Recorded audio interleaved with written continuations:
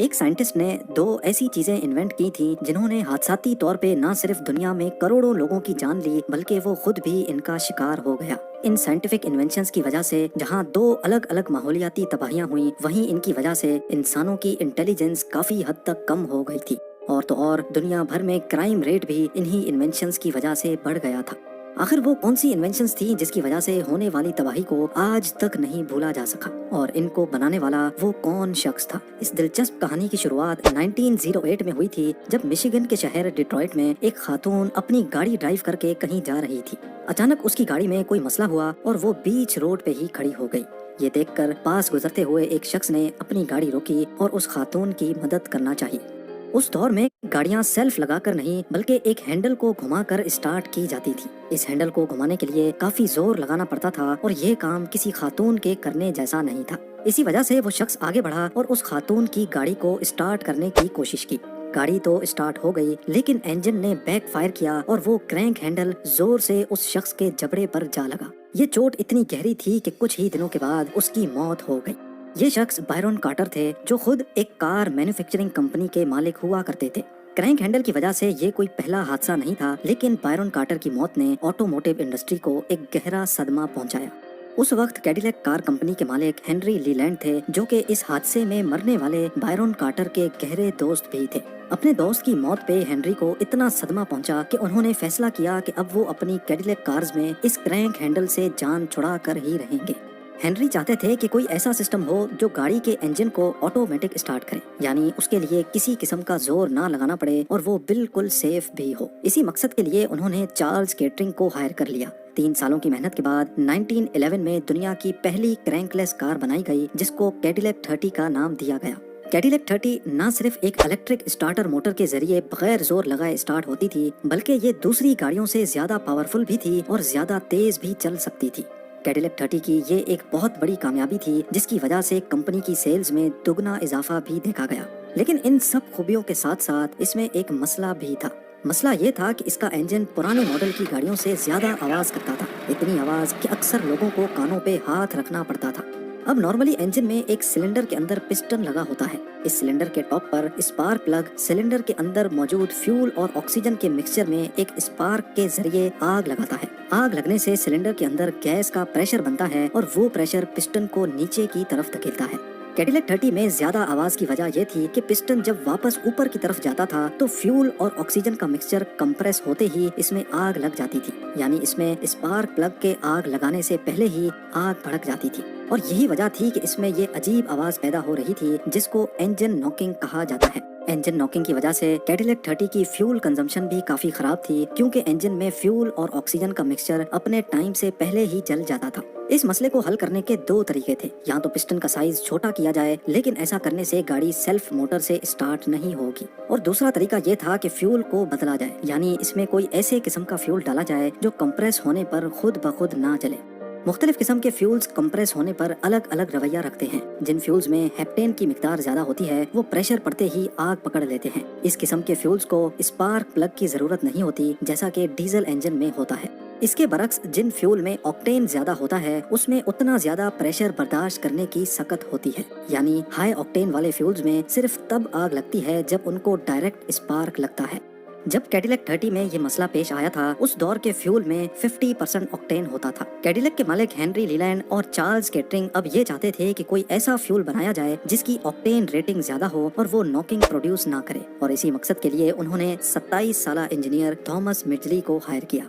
Thomas का काम ये था कि उनको मुख्तलिफ चीजें ऐड करके फ्यूल की ऑक्टेन रेटिंग को बढ़ाना था। उन्होंने फ्यूल में कई केमिकल्स ऐड करके एक्सपेरिमेंट किए, लेकिन किसी से भी फ्यूल की ऑक्टेन रेटिंग पर कोई फर्क नहीं पड़ा। पूरे 5 सालों तक वो नाकाम होते रहे, लेकिन फिर आखिरकार 1923 में उन्होंने एक ऐसा कंपाउंड तैयार किया जिसने फ्यूल की ऑक्टेन रेटिंग को बढ़ाकर इंजन नॉकिंग का खात्मा किया। ये कंपाउंड था टेट्रा इथाइल लेड, जो ठीक थॉमस मिडजली की उम्मीदों पर उतरा था। ये कंपाउंड फ्यूल में ऐड करने से न सिर्फ कैडिलैक 30 की नॉकिंग खत्म हुई, बल्कि फ्यूल एवरेज और पिकअप में भी खातिर खा इजाफा देखा गया। इस नए फ्यूल को इतनी ज्यादा कामयाबी मिली कि इसको मास लेवल पे प्रोड्यूस करने का फैसला किया गया। थॉमस मिडजली ने चार्ल्स केटरिंग के साथ मिलकर अपने इस नए प्रोडक्ट को एथल का नाम दिया, और इसकी बढ़ती हुई डिमांड को देखते हुए एक नया केमिकल प्लांट लगाया जिसमें सिर्फ यही कंपाउंड तैयार होना था। लेकिन इस केमिकल प्लांट को स्टार्ट हुए अभी सिर्फ 2 महीने ही गुजरे थे कि एक मसला पेश आ गया। मसला ये हुआ कि प्लांट में कुछ वर्कर्स की तबीयत बिगड़ना शुरू हो गई और 5 लोगों की मौत भी हो गई। लोगों का मानना था कि इसका मेन रीजन टेट्रा एथल लेड में मौजूद लेड की मिकदार है। लेड एक बहुत डेंजरस केमिकल एलिमेंट होता है जो कैल्शियम की तरह इंसान की हड्डियों में सालों तक जमा रहता है। इसके साथ साथ लेड का दिमाग पर बहुत ही बुरा असर पड़ता है क्योंकि ये ब्रेन में मौजूद न्यूरोट्रांसमीटर्स को रोक भी सकता है।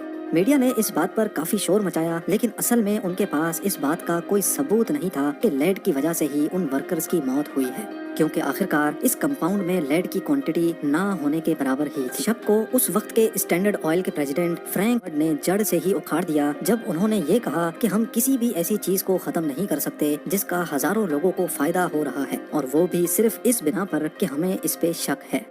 अगले कई सालों तक थॉमस मिजली का बनाया हुआ लेडेड फ्यूल पूरी दुनिया में जोरों शोरों से चलता रहा और लाखों गाड़ियां धुएं में लेड को छोड़ती रहीं। 50 सालों तक माहौल लेड से आलूदा होता रहा, लेकिन फिर मॉडर्न साइंटिफिक टूल्स की मदद से ग्रीनलैंड में एक रिसर्च की गई। इस रिसर्च में जो कुछ जानने को मिला वो वाकई काफी ज्यादा हैरानकुन था। पिछले 2500 सालों से पड़ने वाली बर्फ के सैंपल्स को जब 1970s में पड़ने वाली बर्फ से कंपेयर किया गया तो इसमें लेड की क्वांटिटी 1000% ज्यादा थी। इस ग्राफ में भी आप देख सकते हैं कि 1900s की शुरुआत से हवा में लेड की मिकदार ने अचानक शूट मारा है और 1970s में ये अपने पीक पर थी। इस रिसर्च को और ज्यादा ऑथेंटिक बनाने के लिए कई लोगों की हड्डियों और दांतों से सैंपल्स कलेक्ट किए गए, जिनमें लेड की मिकदार को एंशिएंट ममीज की हड्डियों में मौजूद लेड से कंपेयर किया गया। इस कंपैरिजन से भी साबित हो गया कि 1970s में लोगों में लेड की मिकदार 2500 साल पहले बसने वाले लोगों से 1000% ज्यादा थी। लेकिन सवाल यह है कि बॉडी में लेड आखिर क्या नुकसान पैदा कर सकता है। एक रीसेंट रिसर्च के मुताबिक लेड की वजह से आर्टरीज छोटी हो जाती हैं, जिससे खून को वेसल से गुजरने में दुश्वारी होती है, जिसकी वजह से कई बीमारियां जन्म लेती हैं, जिनमें दिल की बीमारियां भी शामिल हैं। इसके अलावा लेड के दिमाग पर असर करने से लोगों के रवैयों में काफी बदलाव भी देखा गया। रिसर्च के मुताबिक 1950 से लेकर 1980s तक यूएसए में क्राइम रेट भी अपने पीक पर था। इस क्राइम रेट के बढ़ने के पीछे लेड पॉइजनिंग है कि नहीं, ये जानने के लिए अरेस्ट होने वाले कई मुजरिमों का ब्लड टेस्ट किया गया तो हैरत अंगेज तौर पे ये नोटिस किया गया कि उनमें से ज्यादातर के ब्लड में लेड की क्वांटिटी बहुत ज्यादा थी। ना सिर्फ यूएसए बल्कि ब्रिटेन, कनाडा और ऑस्ट्रेलिया में भी क्राइम रेट का एक जैसा ग्राफ ही देखा गया। 2018 में की गई एक रिसर्च के मुताबिक लेड की वजह से हर साल 2.5 लाख लोग सिर्फ यूएसए में मरते थे। यानी 1950 से लेकर 1980s तक सिर्फ यूएसए में ही 75 लाख लोग लेड पॉइजनिंग की वजह से मरे थे। तो आप अंदाजा लगा लें कि पूरी दुनिया में कितने लोग मरे होंगे।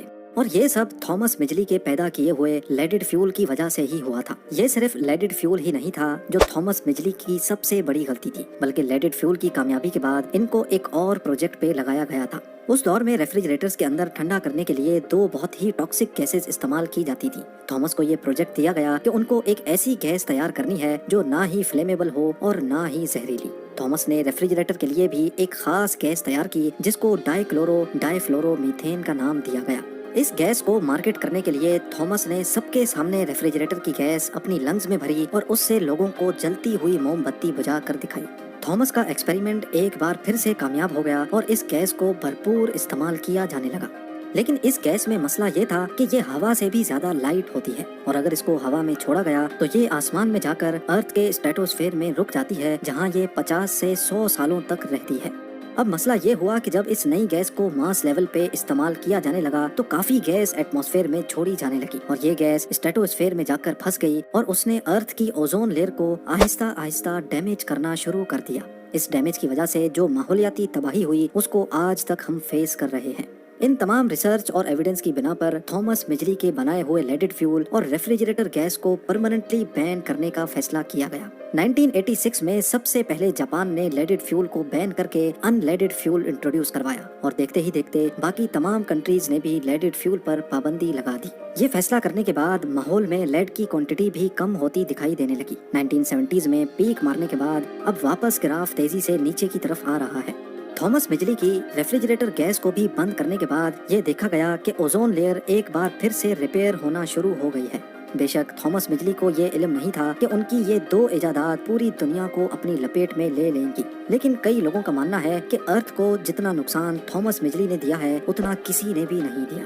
1940 में थॉमस मिजरी लेड पॉइजनिंग की वजह से ही दम तोड़ गए थे। दोस्तों उम्मीद है कि आपको हमारी ये वीडियो पसंद आया हो। अगर ये वीडियो आप लोगों को पसंद आया तो इस वीडियो को लाइक और ज्यादा से ज्यादा शेयर जरूर करें। तो फिर मिलते हैं आपके साथ अगले वीडियो में, तब तक के लिए अलविदा।